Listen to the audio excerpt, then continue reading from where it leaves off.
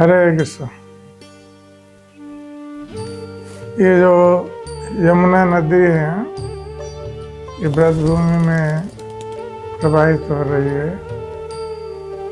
तो ये नदी मूल रूप से गोलोक वृंदावन से आई हुई है और भगवान श्री कृष्ण इस ब्रज में आविर्भूत होने से पहले श्रीमती राधा रानी से अनुरोध किया था कि वे भी उनके साथ आए यहाँ पर लीला करने के लिए।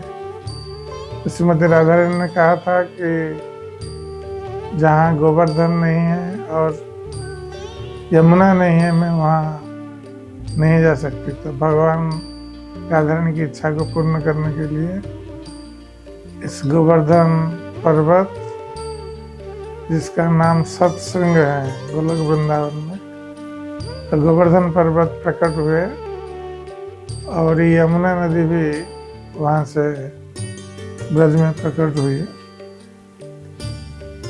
और यमुना का दूसरा नाम कालिंदी है, जो कलिंद पर्वत से होकर इस धरती पर आती है, इसलिए उसका नाम कालिंदी है।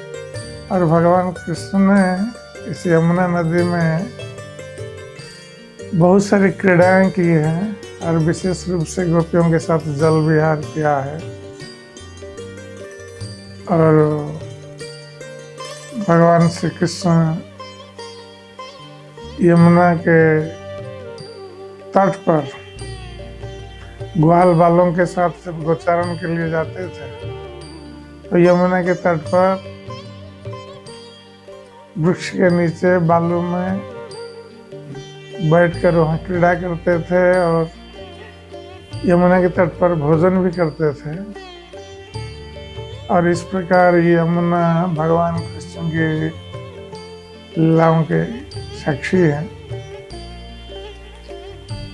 और परम पवित्र नदी है। इस प्रकार गंगा नदी को परम पवित्र कहा जाता है। गंगा नदी से भी और पवित्र है यमुना नदी। इसमें भगवान कृष्ण ने बहुत सारी लीलाएं की है, इसलिए यमुना का जल अत्यंत पवित्र जल है।